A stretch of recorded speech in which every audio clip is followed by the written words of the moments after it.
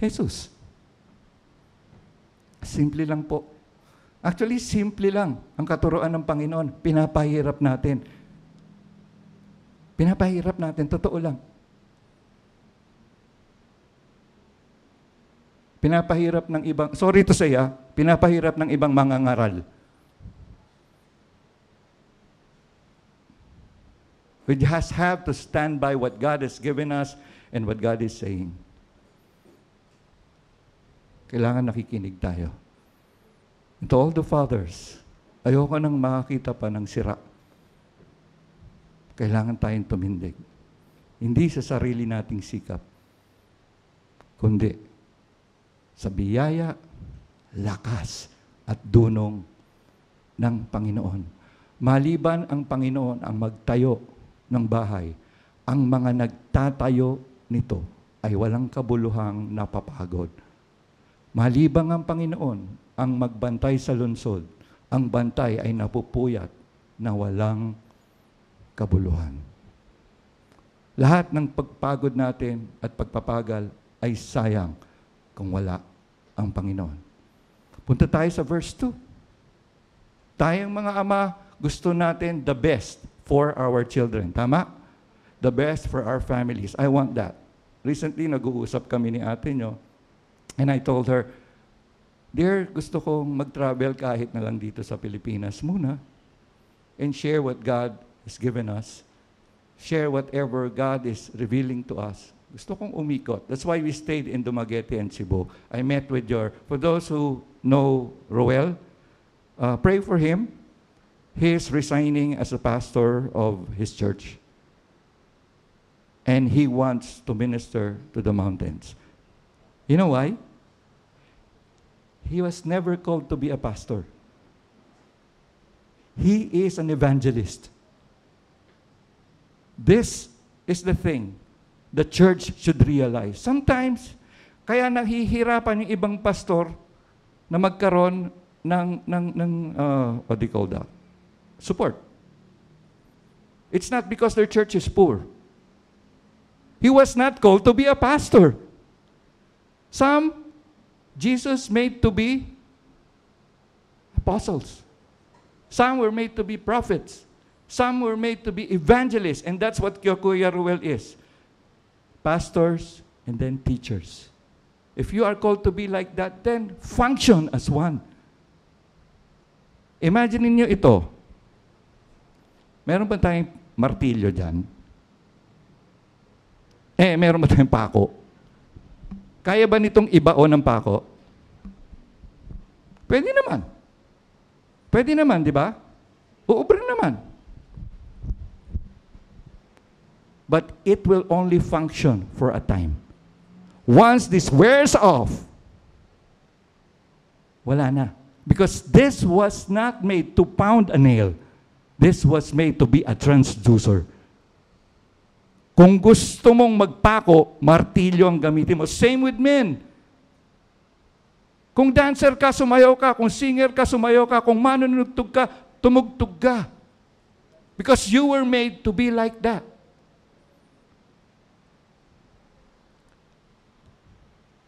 Kanina papunta kami rito. Nag-iisip kami ng mga pangalan. Sabi ko, si Rex, tawagin natin. T-Rex, kasi kasama namin si Jana, tsaka si Adi. Okay, si T-Rex. Tito Rex. Sabi ko si Juni, ang ibon. Kasi huni. Di ba? Huni ng ibon. But I like to tell you about birds. Okay? Ang sabi, sa salita ng Diyos, ang mga ibon ay hindi nagtatanim o umaani, pero sila ay pinapakain ng Panginoon. Tama ba? I think it's there. Matthew 6:26. Am I right, Jana? O wag na natin lagay. Ayan, tingnan ninyo ang mga ibon sa himpapawid. Hindi sila naghahasik o gumagapas o nag-iimbak man sa mga kamalig. Ngunit pinapakain sila ng inyong Ama na nasa langit. Hindi ba higit pang mahalaga kayo kaysa kanila? Sino mas malaka? Ikaw ang ibon. Pero hindi sila naghahasik, hindi sila gumagapas, hindi sila nag-iimbak. But this is what we normally do. Diba? Yung umaga, ginagawa nating gabi. Yung gabi, ginagawa nating araw. May trabaho na tayo, magtatrabaho pa tayo ng extra dahil gusto nating magkapera. Tama? Diba? Nagkapera ka ba? Basahin natin yung kanina. Psalm 1, yan. It is in vain that you rise up early and go late to rest, eating the bread of anxious toil, for He gives to His beloved sleep. Sinong gustong matulog dito?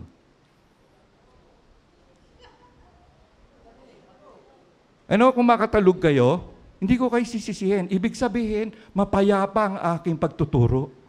Di ba? Pero may tinuro sa akin si Pastor Mark, pag may nakita kang inaantok, ganito gagawin mo. Di ba? Oh, di ba? Akala ko dati, nilalaglang niya ng accent yung pagtuturo. Yung palag, may nakita siyang natutulog. Kaya siya sumigaw. Turo niya sa akin yun. So, lagay natin sa Tagalog, anak.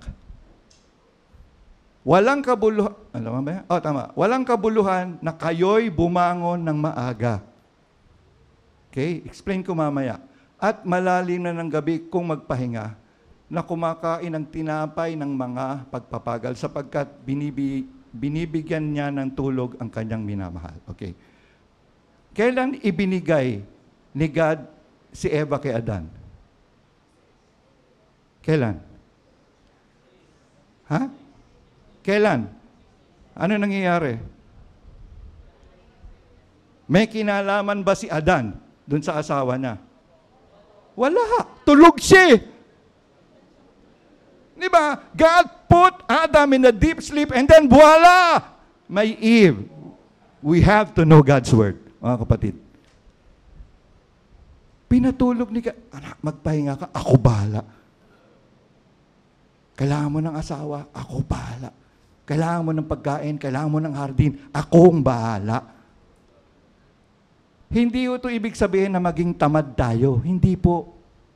Ang sinasabi lang nitong talatang ito, maging reliant tayo kay God. We rely on God on everything. Hindi sinasabi, huwag ka na magtrabaho kasi si God naman bahala sa'yo. That's not. Kasi walang wisdom yon. Walang wisdom yon. But when you work, and we work with excellence, are you giving it to the Lord? O yung ginagawa mo bang trabaho, anuman ito, naglalaba, namamlansya, nagluluto, nagbabasketball, nagpipingpong, nagsasayaw, kumakanta, tumutugtog. Do you want to be excellent because you want to glorify God? Or you just want to satisfy yourself? There's a big difference. Same. Sa pagkita ng pera, ginagawa mo ba to para lang sa pamilya mo? O yung yaman mo ba galing kay Lord? Naintindihan nyo? Kasi mapapagod tayo eh. Napagod ako. Kaka-provide sa family ko, napagod ako. May nakita akong solusyon dun sa pagod ko. Mga tatay, sino may kailangan ng pera? Mga anak, paalala nyo kay tatay nyo. Walang pangunahing humihingi sa Panginoon para sa pamilya niya, kundi ang ama. Pag nagsabi ang misis, kulang ang budget natin. Alam. Kasi nga, walang kabuluhan eh. Sige. Sige, maliban sa trabaho ko, ang bato-bato sa langit, saluhin na lang ha. Maliban sa trabaho ko, mag-grab driver pa ako. So pagkatapos ng trabaho mo, kumakain Maaksidente ka, kapatid. Paano na yung pamilya mo? Rely on God. Lord, kailangan namin ng pera. Sino kailangan ng pera dito? Aminin nyo na. Aminin nyo na. Ako kailangan ko eh.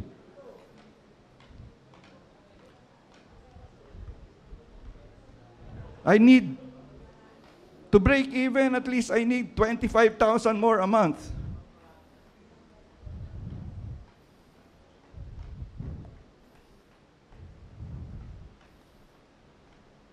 What I receive right now is, I'm not saying it's not enough, but God extends it.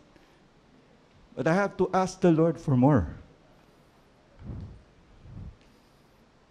Hindi pwedeng, the Lord allows me to sing, and I'll sing. And make more money.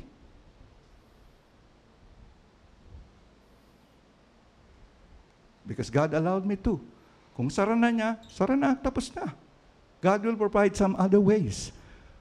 But when pag si God ang nag-provide, is God our provider? God doesn't only provide money. God doesn't only provide food. He also provides the means how to get food, how to earn money. Kasi gusto ni tatay, nakikita niya tayong tulog ng mahimbing. And God works in ways we cannot see. And the only way to see it is to worship Him in spirit and in truth. Kaya kahit anong sikap natin sa trabaho, butas pa rin ang bulsa. Correct? At kahit anong kita natin, we're still wanting for more.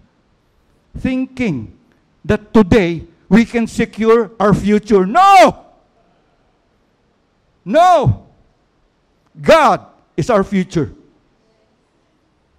Because in the end of all this, in the end of the earth and of the heaven, isa lang ang matitira. Si God. And if we believe in Him now, kasama niya na tayong matitira. Lahat ng pinagpagala natin, may iwan yan. Hindi natin alam kung pangangasiwaan ng mga anak natin ang wasto. Hindi natin alam. Hindi natin alam lahat ng napundar natin may makikialam na iba. Hindi natin alam yon. Only God is our security. Tip ko sa inyo, if you start believing in Jesus, mag-isip-isip na kayo. Kasi sometimes, and most of the time, God takes away yung napundar natin noon. When I was 27, I have a 3-door apartment in Santa Ana. I was living in a hotel. Ike knows this. Sign cheat lahat. I eat what I want. Kailangan kong palaban yung damit ko. Tatawag ako sa chambermaid. Ay, laban naman yan. Asan na siya ngayon? Wala na. Hindi ko na alam kung ano nangyari sa apartments na yan. Wala na alam. When I left my first family, I only had $50 with me.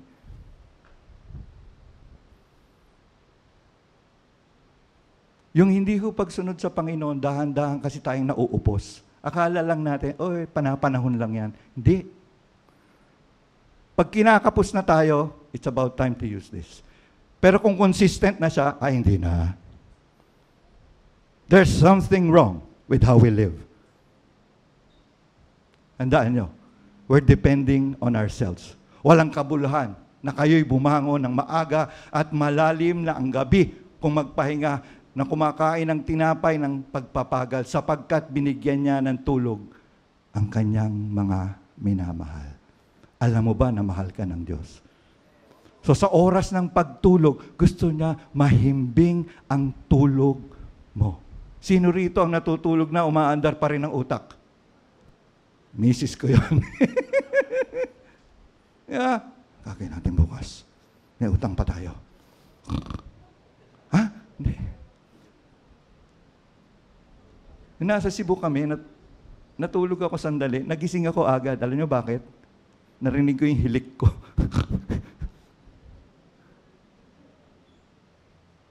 No, really. Huwag ho nating pahirapan yung sarili natin.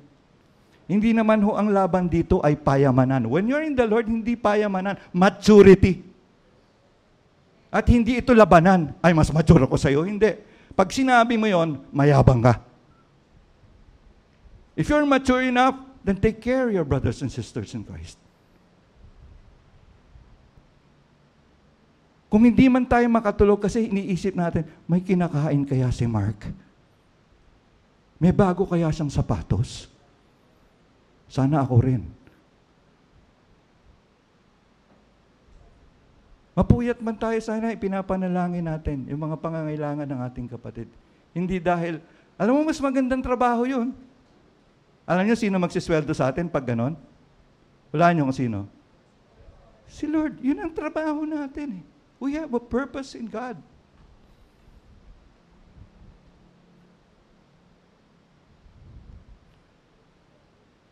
Minsan mag-asawa, hindi na nagkikita eh. Trabaho si Mrs., trabaho si Mr. Magkita nga sila, hindi pa sila magkasundo. Bakit? Hindi na sila magkakilala eh.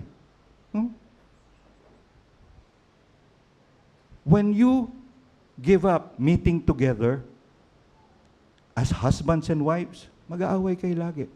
Totoo. Hindi na kayo magkakilala eh. And not just because husband and wife kayo, kilala nyo ng isa't isa. Kami ni Joanne, we're discovering still, after 26 years of marriage, we're still discovering who we are to each other. She has struggles, I have struggles. But it's good. I have a friend in my wife. And I hope she has too in me. I'll say this kayo mag-asawa, dapat ang best friend nyo yung isa't isa. Hindi ibang tao. Kasi pag nag-away kayo, tatakbo kayo sa inaakala nyong best friend nyo. Tama? Nag-away kami ni ano eh. Paano naman ginawa ng sabi ko sa'yo, hiwalayan mo na eh. Di ba? Bakit nyo hahayaang makialam ang isang taong walang kinalaman sa inyong relasyon? Walang makakaresolba ng sitwasyon ng mag-asawa, kundi yung mag-asawa lang. Dahil hinahayaan nyo ang Panginoon ang magtatag at magtayo sa inyo. Kayong tatakbo sa iba. Mag-usap kayo. Lalo na kayo, mag-aasawa pa lang yung iba.